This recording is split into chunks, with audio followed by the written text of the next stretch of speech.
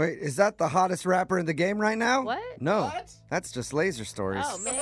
The segment where we read weird news stories from around the globe, just like every other radio show does, except we have a laser, and those other idiots don't. This first laser story is out of South Burlington, Vermont.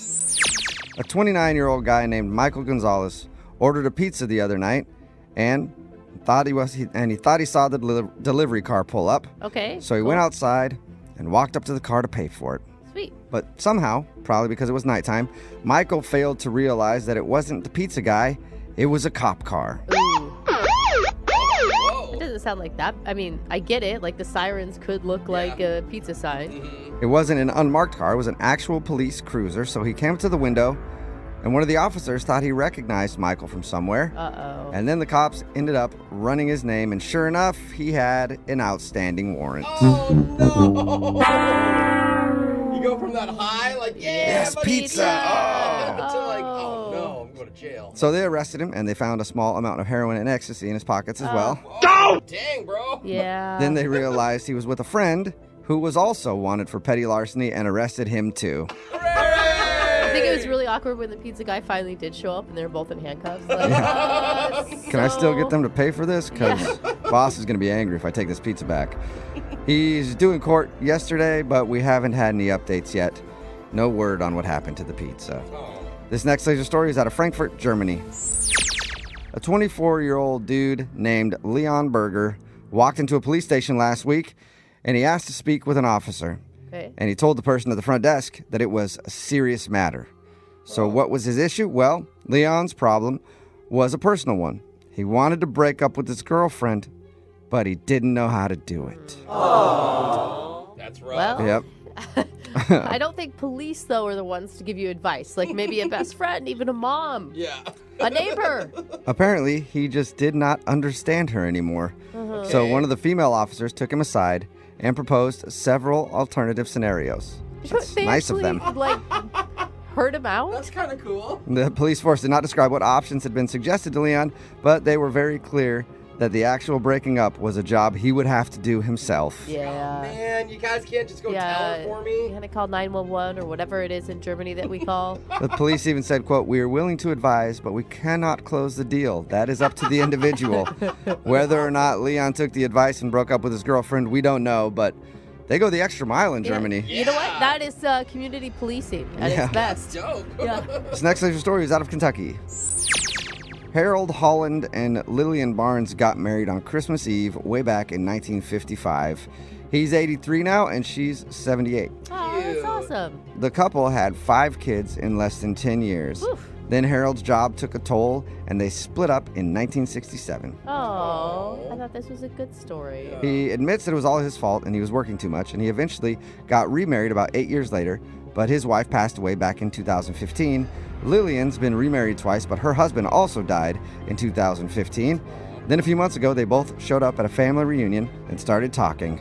They'd stayed friends after their divorce, but they weren't all that close anymore. But after they reconnected at the reunion, they started talking over the phone every day. What? And then they started dating again. Yay! True love prevails. And only an 83-year-old and a 78-year-old talk on the phone every day. That's true. The next week, and next week, Harold and Lillian are getting remarried more than 50 years after they originally split up. Are you happy if you're their kids, or you're like, hey, thanks for putting us through that Yeah. divorce, and you could have done this a lot sooner? It was one big test, kids. So you guys, Wow. yeah, one big long test to see how you'd handle it. Passed. Yeah, you The passed. endurance test. You One did of it. one of their grandkids is a minister in New Orleans, and he's doing the ceremony. Lillian says that she and Harold have a lot in common still, Oh, and well. even though they got divorced, he says they never really fell out of love with each other. Awesome. Yeah, awesome for them. Not awesome for their other wives and husbands that they had. This next laser story is out of Beer Headquarters. Mm. Bud Light Lime debuted 10 years ago, and it was a big hit. Oh my God, I hate to admit that I like it. It's a big hit Yeah. until it wasn't a big hit. Yeah. A reporter earlier this year found its sales had dropped 35.5% over the past 5 years. Because it's not exactly the cool thing to drink. That's like true. if you pull that out at a party, you're getting blasted, that's true. dude. 35.5% is the biggest drop of any American beer. So instead of closing up shop, Bud Light's strategy is to apparently double down. Oh, yeah. Okay. Because Bud Light Lime just got itself a cousin called Bud Light Orange. Yeah. And it's showing up in stores around the country. Yeah, baby. Is it like Hefeweizen? Yeah, that's what I was thinking That's the big too. question. How does it taste? Here are some quotes from people on beeradvocate.com. It's honestly not terrible, somebody said. Okay, that's actually a pretty good review for Bud. Somebody said it's more like soda than a beer, which I think might attract a lot of people because not that many people really actually like beer. They just drink it to get drunk. It smells and tastes exactly like somebody mixed Bud Light and orange Fanta, which doesn't sound bad, actually. Oh, that's probably what they did. Well, and why haven't I been mixing those two things all this time? Someone else said it tastes like artificial orange, corn, and citrus, but might not be too bad on a hot summer afternoon. So, just okay. Kind of. Yeah. Not horrible on a summer day. It's a great review. Yeah. This next laser story is out of the study of work. A new survey asked Americans what they'd be willing to give up in exchange for a 10% pay raise. Okay. Keep in mind, the average American salary is $52,000 a year, so people would do this stuff for a $5,200 raise, or roughly $140 more per paycheck after taxes. Here are the results. 56% would work an extra 10 hours per week for life, and 50% would work 6 days a week for the next year Okay. in order to get a 10% raise. For the next year makes sense. For life, it's like, okay, 10% if you got it maybe 10% every year. Yeah. Yeah, But true. 40% would give up all their dental care.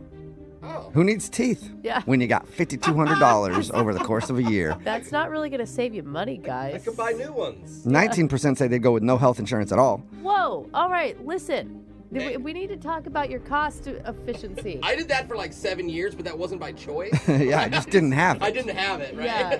35% of people would give up their right to vote for life for a 10% pay raise, and 9% would give away their child's right to vote for life. Well, it's Messing easy. with the kids. I know it's easy to give away their rights. Yeah. 12% would break up with their significant other, and 5% would eat a Tide Pod. Of course they would. I like how that's the lowest on the list. I hope that 5% didn't give up their health insurance before they ate the Tide Pod. This next laser story is out of survey land. A new survey found that 20% of parents have been caught in the act by their kids. Oh, man. Oh, man. About a quarter of them just admitted that they were being intimate, but 2/3 came up with a quick lie about what they were doing. Here are the 7 most popular excuses parents use when getting caught in the act by their children. Number 7, we were searching for magic treasure. And we found it. Yeah. Hello. Yeah, high five, kid. Number 6, we were having an argument. Oh, that's why you were yelling. Oh, because Yeah. there was so much noise. Which can be really awkward because kids do pick up on things you do, and the next Yeah. time they get frustrated, they're like, and everyone's like, what are you?